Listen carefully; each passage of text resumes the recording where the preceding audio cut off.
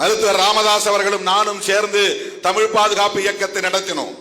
தேர்தல் காரணத்தால் அவரும் நானும் பிரியும் நிலை ஏற்பட்டது. பிரிந்த போது தமிழ் உணர்வாளர்களும் தமிழ் அறிஞர்களும் யார் பின்னால் போனார்கள்? உடனே மருத்துவர் ராமதாஸ் அவர்களோடு போய்விட்டார்கள். யாரும் திருமாவளவன் பின்னால் வரவில்லை. எது தடுத்தது? ஏன் திருமாவளவன் பின்னால் அவர்களால் வர முடியவில்லை? ராமதாஸ் அவர்கள் ஒரு இயக்க தலைவராக வந்தபோது அவரை தோளில் தூக்கி கொண்டாடியவர்கள் பெரியாரியவாதிகளும் மார்க்சியவாதிகளும் மார்க்சிய லெனினியவாதிகளும். திமுகவுக்கும் அதிமுகவுக்கும் மாற்றாக ஒரு தலைவர் வந்துவிட்டார். ஒரு புதிய ஆட்சி மாற்றத்தை நாம் ஏற்படுத்த போகிறோம். இனி திமுக வேண்டாம் அதிமுக வேண்டாம் என்று அவரை தூக்கி தோளில் தூக்கி கொண்டாடியவர்கள் யாராவது திருமாவளவன் எமர்ஜாய் வந்த காலத்தில் பக்கத்தில் இருந்து யாராவது ஆறுதல் சொல்லி இருப்பார்களா? ஆதரவு தெரிவித்திருப்பார்களா? ஒரு வார்த்தை ஊக்கப்படுத்தி இருப்பார்களா?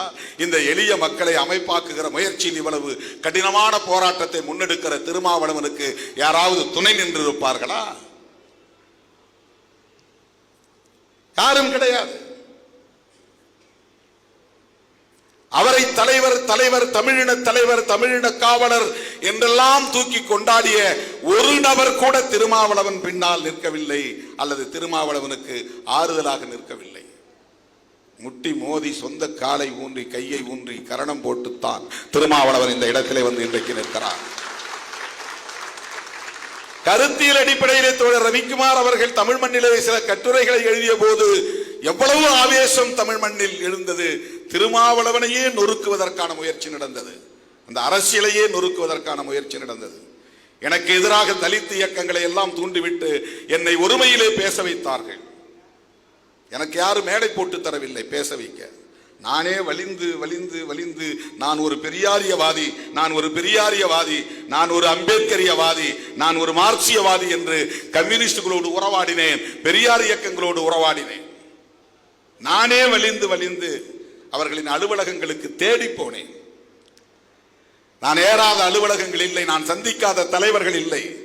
நானே வலிந்து பிற மேடைகளில் ஏறி பேசி நான் இப்படிப்பட்டவன் என்று காட்டிக் கொள்ளுகிற நிலை அன்றைக்கு இருந்தது. என்னை அவ்வளவு எளிதாக இந்த சமூகம் ஏற்றுக்கொள்ளவில்லை.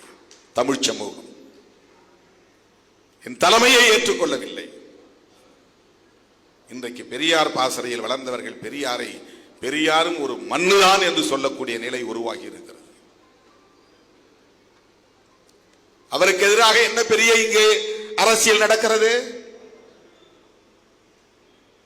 அவரை அம்பலப்படுத்துவதற்கான முயற்சி என்ன இங்கே பெரிய அளவில் நிகழ்ந்திருக்கிறது? அவரை ஏற்றுக்கொண்ட திரைப்படத்துறையை சார்ந்தவர்கள் யார் திருமாவளவன் பின்னால் வந்து நின்றார்கள்? திருமாவளவனை ஊக்கப்படுத்தினார்கள்.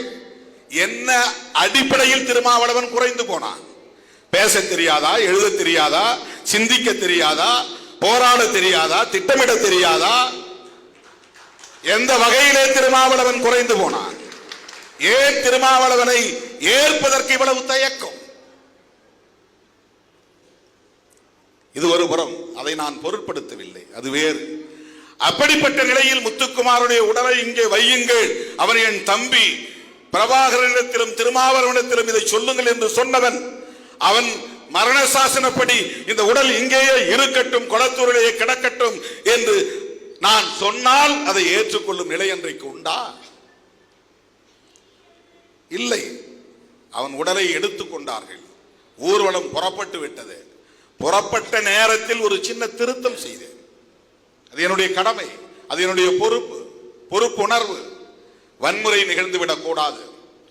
மறுபடியும் புரசைவாக்கம் டவுட்டன் வரையிலும் போய் அதன் பிறகு வால்டாக்ஸ் ரோடை பிடித்து கொருக்குப்பேட்டைக்கு போக வேண்டும் என்று முயற்சித்தார்கள்.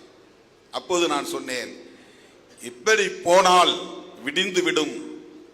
அந்த உடலை அடக்கம் செய்வதென்று முடிவெடுத்த பிறகு நாம் இந்த நேர்வழியிலேயே செல்வதுதான் சரி என்று நெடுமாறன் அவர்களின் விருப்பத்தை அறிந்து, அண்ணன் வைகோ அவர்களின் விருப்பத்தை அறிந்து, அதன் அடிப்படையில் நான் மேடை ஏறி நின்று சொன்னேன். அவ்வளவுதான். உடனே திருமாவளவனை விட தீவிரமான தமிழ் பற்று உள்ள,